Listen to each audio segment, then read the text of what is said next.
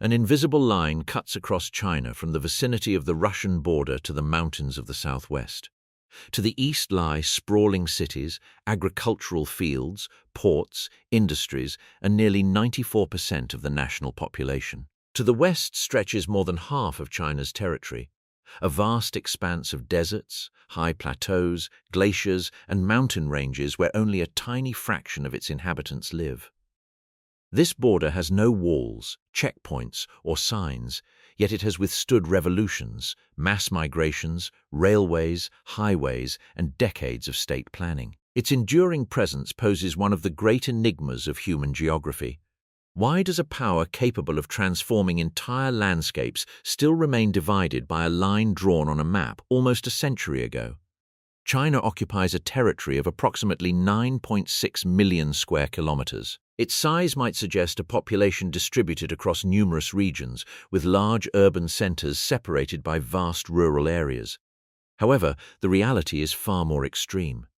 The majority of the population lives in the eastern provinces, in the basins of the Yellow and Yangtze Rivers, on the coastal plains, in the Pearl River Delta, and in several inland corridors connected to these regions. There, one finds Beijing, Shanghai, Guangzhou, Shenzhen, Tianjin, Nanjing, Wuhan, and other cities that form some of the largest urban networks on the planet. To the west, the landscape changes dramatically. The Gobi Desert, the Taklamakan Sands, the Tian Shan Mountains, the Himalayan and Kunlun Ranges, the Tarim Basin, and the vast Tibetan Plateau appear. Cities become less frequent, distances increase, and large expanses are covered by grasslands, rock, ice, or sand. This inequality can be summarized by a diagonal line known as the Hu Huanyong Line, the Hu Line, or the Haihei-Tengchong Line. It stretches from Haihei, in the far northeast of China, to Tengchong, near the border with Myanmar. About 43% of the territory lies to the east and is home to approximately 94% of the population. The remaining 57% lies to the west and is home to roughly 6% of the population. The line doesn't function as a perfect demographic boundary either. There are large western cities, almost empty areas in the east, and numerous transitional spaces. Its importance stems from the extraordinary clarity with which it summarizes the general distribution of hundreds of millions of people. Behind that diagonal lie forces acting on very different scales. The collision of continents uplifted the mountains of Asia. Monsoons determined where the rain would fall. Rivers deposited fertile sediments. Agriculture established permanent communities. Empires built their political centers on the productive plains. Finally, ports, factories, and modern migrations reinforced a pattern that had existed for millennia. The Hu Line seems like a statistical creation of the 20th century. In reality, it represents the visible result of a much older geological, climatic, and human history. In 1935, the Chinese geographer Hu Huanyong studied the population distribution of his country using the data available at the time. His goal was to understand how the inhabitants were spread across one of the world's largest and most diverse territories. When he plotted the figures on a map, a stark difference emerged. Hu drew a diagonal line from Aihui, now part of Haihei, to Tengchong in Yunnan province. This diagonal separated two completely distinct areas. According to his original calculations, approximately 96% of the population lived southeast of the line, within a portion that represented about 36% of the territory then under consideration. To the northwest lay about 64% of the land area, but only 4% of the population. The borders and territorial criteria used in 1935 differed from those used today, and the percentages of land area have since changed. However, the fundamental demographic inequality remained. The observation was particularly striking because the line did not physically exist. No continuous mountain range ran its entire length. Nor did it coincide exactly with a political border, a river, or an ethnic division. It traversed different provinces and landscapes, yet it retained a remarkable ability to separate densely populated regions from sparsely populated ones. During the following decades, China underwent transformations that could have erased that pattern. The national population increased enormously. Millions of people moved from rural areas to cities. New industries, roads, airports, dams, power lines, and high-speed railways appeared. the state promoted projects aimed at integrating the inland and western provinces. Despite these changes, the overall ratio remained close to 94:6. Studies based on modern censuses show slight variations and growth in certain western centers, although the main structure remains recognizable. Internal migration has even increased concentration in certain urban and economic centers, especially in the coastal and southern regions. This stability often leads to a misleading interpretation. The line does not act as a mysterious force that impedes human movement, nor does it represent an absolute barrier that no one can cross. Millions of people live in the West, and several cities in that region have populations well over 1 million. Its permanence arises from the convergence of numerous boundaries. Near the diagonal, rainfall, arable land availability, altitude, vegetation type, river density, and transportation options all change. Each factor exerts a moderate pressure. Together, they produce an immense contrast. Distribution doesn't depend solely on where people are born. It depends on where they can obtain food, water, jobs, education, healthcare, and trade connections. A region can offer minerals, energy, or vast unoccupied areas and still be unsuitable for concentrating large populations. Empty space, by itself, lacks the capacity to sustain a city. A metropolis needs continuous sources of water, food, electricity, materials, employment, and transportation.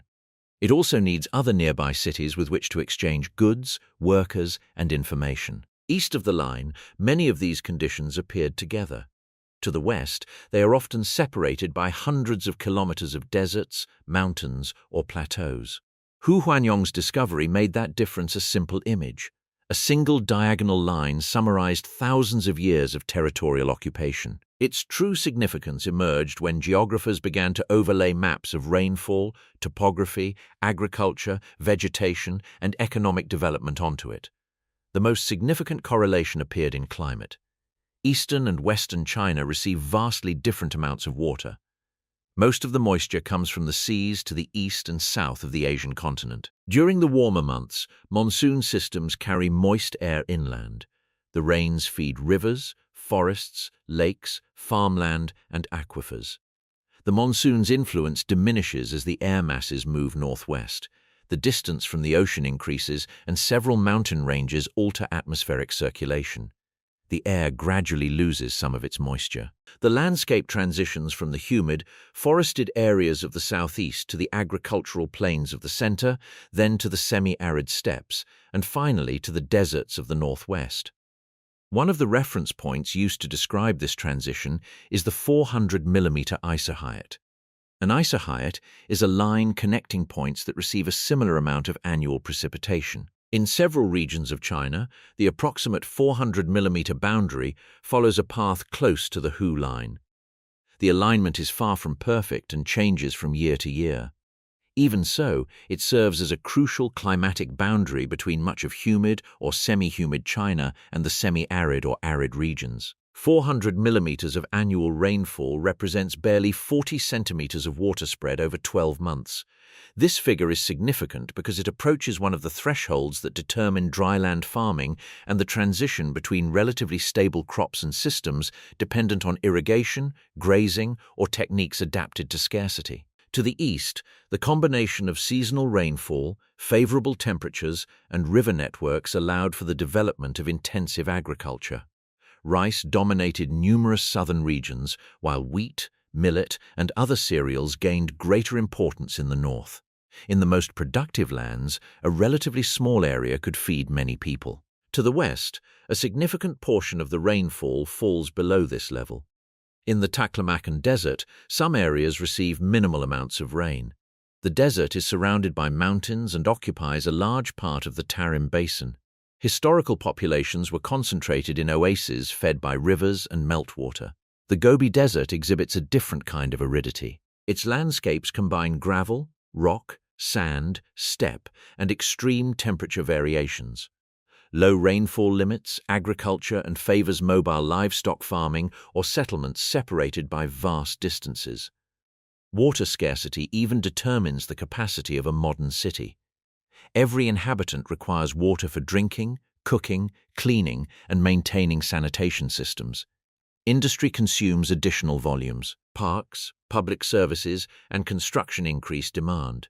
Agriculture typically accounts for an even larger share of total consumption. A city can transport food from other regions, but moving water in enormous quantities is far more complex. Pipes and canals require energy, maintenance, and a source capable of withstanding the extraction. When the resource comes from underground aquifers, excessive pumping can deplete reserves, cause land subsidence, or degrade water quality. Climatic contrast also influences vegetation. The continuous forests and crops of the east protect the soil and promote local moisture cycles.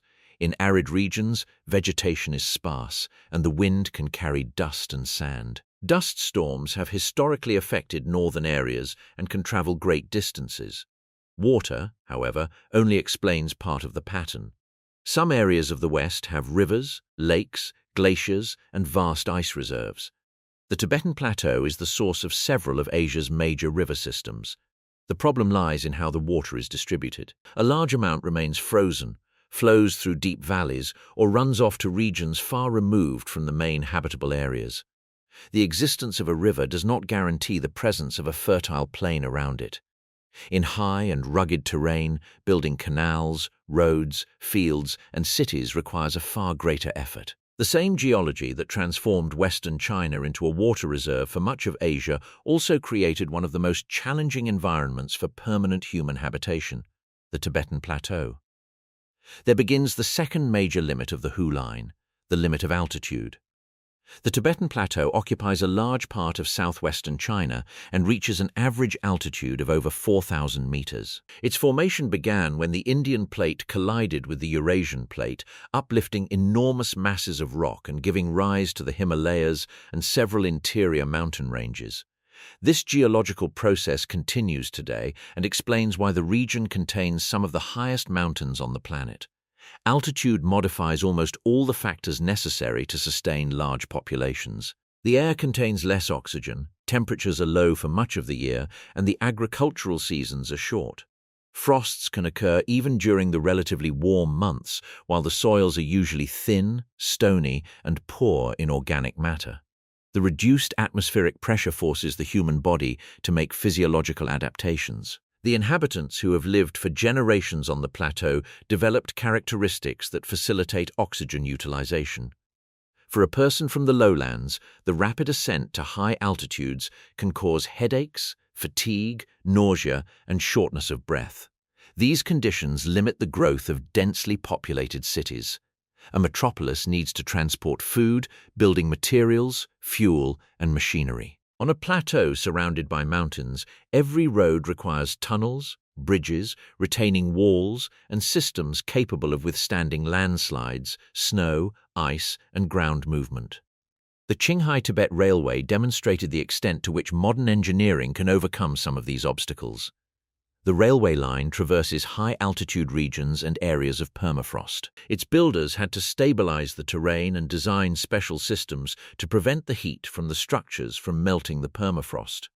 The project improved connectivity between Tibet and other provinces, reduced transportation costs, and stimulated trade and tourism. However, a railway does not automatically transform a high plateau into an agricultural plain. Infrastructure facilitates movement, but environmental conditions still determine how many people the territory can support.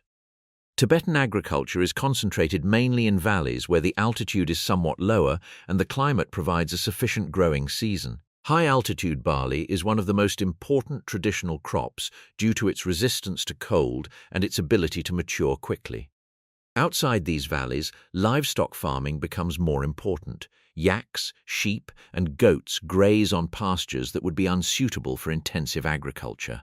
This system requires large areas per animal, which favors dispersed populations. The plateau also plays a crucial climatic role.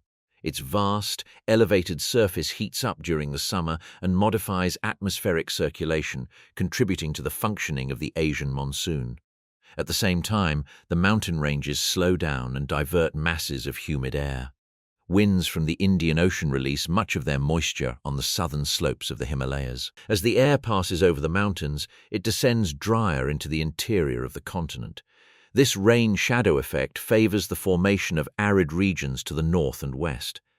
The Tibetan Plateau thus acts as a gigantic water tower and, at the same time, as a climatic barrier. Its glaciers and snow feed major Asian rivers, but its topography makes it difficult for this resource to be used evenly within China.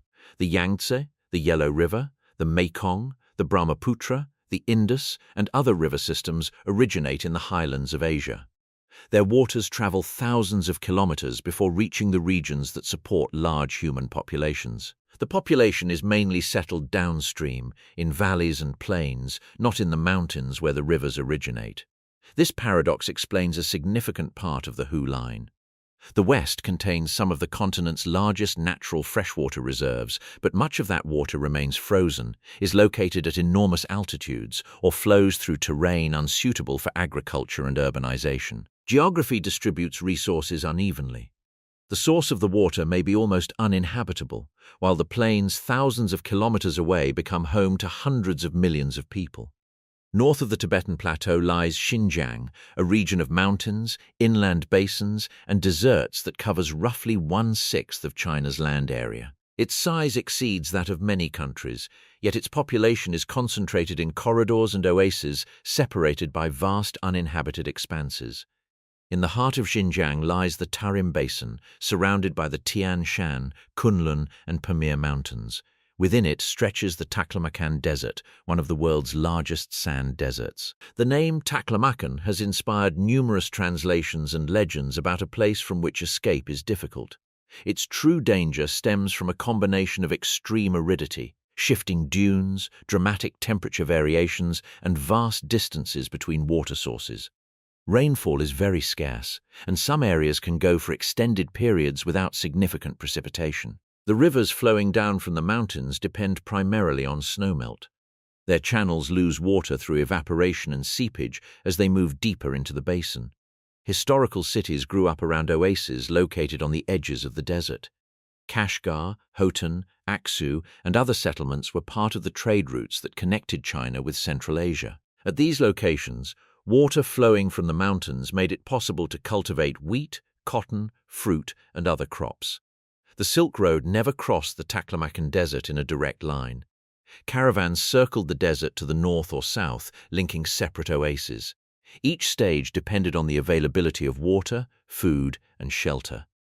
This pattern continues to influence land use today. Modern roads cut through the desert, and several cities have grown thanks to the extraction of oil, gas, and minerals. Even so, the population still clusters near rivers and irrigated areas.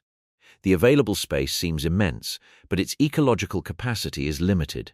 Expanding cultivation in the desert requires diverting water already used by other fields, cities, or ecosystems. When extraction exceeds natural replenishment, lakes shrink, wetlands disappear, and the soil accumulates salts. Salinization occurs when irrigation water evaporates, leaving minerals on the surface. Over time, the land loses fertility.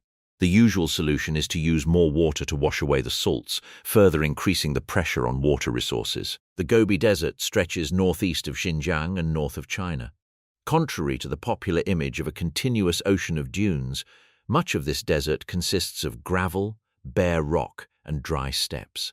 Temperatures can soar to very high levels during the summer and plummet well below freezing in winter. Sparse vegetation allows for grazing in certain areas, although communities need to relocate or utilize large tracts of land to feed their livestock. This way of life results in much lower population densities than the intensive agriculture of the eastern plains. The Gobi Desert also produces dust storms that reach northern cities and can even reach Korea, Japan, and the Pacific Ocean. Soil degradation, overgrazing, and droughts can increase the amount of particles available to the wind. China has implemented large-scale reforestation and dune stabilization programs to slow desertification. The so-called Northern Forest Belt aims to create vegetation barriers in vulnerable areas. Results vary by region because planting trees in dry environments requires suitable species and a sustainable water supply. Western deserts contain energy and mineral resources of enormous value. Xinjiang possesses oil, natural gas, and coal. The region also hosts solar and wind power installations favored by the availability of land and the intensity of the winds and solar radiation. This wealth allows for the development of extractive industries, but a mine or oil field requires far fewer workers than an agricultural region of equivalent size. Extraction can generate large revenues without creating a dense population. The resources of the West supply factories and cities located thousands of kilometers away. Gas pipelines, power lines, and railroads transport energy and raw materials eastward. The Western Territory largely functions as a supplier, while the main centers of consumption, manufacturing, and commerce remain on the other side of the line. The presence of underground wealth does not guarantee favorable conditions above ground. A desert may contain gas, oil, and minerals, yet remain unable to sustain millions of inhabitants regardless of vast quantities of water and food. Human settlement east of the Hu Line began long before factories, ports, and skyscrapers. Its roots lie in the basins of the great rivers, where water and sediment allowed for the emergence of agricultural systems capable of feeding ever-growing communities. The Yellow River flows through northern China, carrying a vast amount of sediment from the Loess Plateau. This region is covered in fine particles accumulated over thousands of years by wind erosion. The material is fertile and relatively easy to work, though also highly vulnerable to erosion. Ancient communities cultivated millet and other grains adapted to northern seasons. Agriculture allowed them to store surpluses, sustain permanent populations, and develop political centers. Over time, the Yellow River Basin became one of the fundamental nuclei of Chinese civilization. The same sediment that enriched the fields also raised the riverbed. Floods changed its course and could destroy entire cities. To control the water, dikes, canals, and drainage systems were built, requiring the coordination of thousands of people. Collective management of the river strengthened the state organization. Political power depended in part on its capacity to maintain hydraulic works, distribute land, mobilize workers, and store food to cope with floods or droughts. Further south, the Yangtze River Basin offered different conditions.